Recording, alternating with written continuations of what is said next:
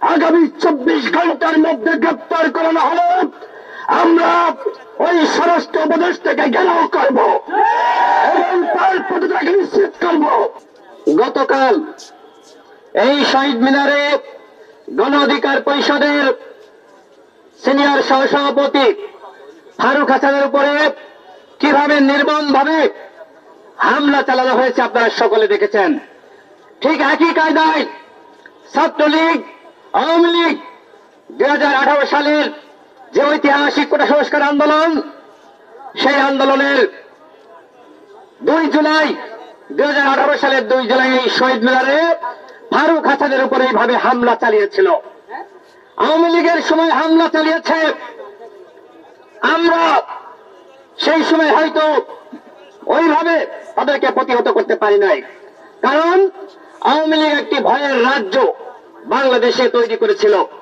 ঠিক একই কায়দায় যদি এখন এই শহীদ মিনারে আমাদের মতন যারা আন্দোলন সংগ্রাম করেছে তাদেরকে হামলা মামলার শিকার হতে হয়, তাহলে কিসের পরিবর্তন হলো?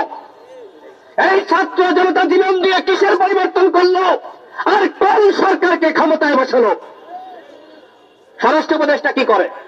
গতকাল আপনারা দেখেছেন, আমি এই ঘটনার সাথে সাথে ফারুক হাসানকে নিয়ে আমি শাহবাগ থানায় গিয়েছিলাম।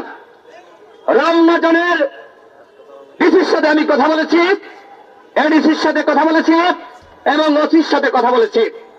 ওসি তখন বলে সেখানে চেয়ার ছড়াছড়ির ঘটনা ঘটেছে। তিনি নিজে দেখেছেন ফারুক হাসানের কি অবস্থা, তার কপালে কোপ দেওয়া হয়েছে। তিনি বলেন তদন্ত করে ব্যবস্থা নেওয়া হবে। এইরকম ওসি আমরা দেখতে চাই না। আমরা চাই জনগণের পুলিশ। রাতে আমরা উপদেষ্টা আসিফ মাহমুদের সাথে কথা বলেছি। ফোন দেওয়ার পরে তিনি বললেন যে ভাই তথ্যপত্র পাঠান। আমি 2 জন আসামির, যে 2 জনের নেতৃত্বে শরীফ এবং হিল্লুল, যে 2 জনের নেতৃত্বে এইখানে 20 থেকে 25 জন হামলা চালিয়েছে, তাদের সমস্ত তথ্য আমি আসিফকে দিয়েছি। আজকে সকালে উপদেষ্টা শারমিন মুর্শিদ আমাকে ফোন দিয়েছিলেন। তাকে আমি বিস্তারিত ঘটনা খুলে বললাম এবং তাকে আমি তথ্য পাঠিয়েছি। তিনি স্বরাষ্ট্র উপদেষ্টার সাথে কথা বলেছেন, কিন্তু এখনো পর্যন্ত এই স্বরাষ্ট্র উপদেষ্টার কোন পদক্ষেপ আমরা দেখি নাই। এখনো পর্যন্ত সেই আসামিরা হাসপাতালে বসে বসে লাইভ করছে।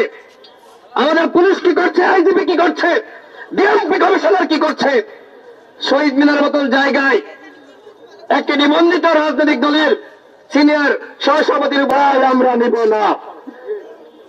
আমি সর্বশেষ আবারও মনে করিয়ে দিতে চাই, যারা গতকাল ফারুকের উপর হামলা চালিয়েছে তাদেরকে আগামী 24 ঘন্টার মধ্যে গ্রেপ্তার করানো হলে আমরা ওই স্বরাষ্ট্র উপদেষ্টাকে ঘেরাও করব এবং তার পদত্যাগ নিশ্চিত করব।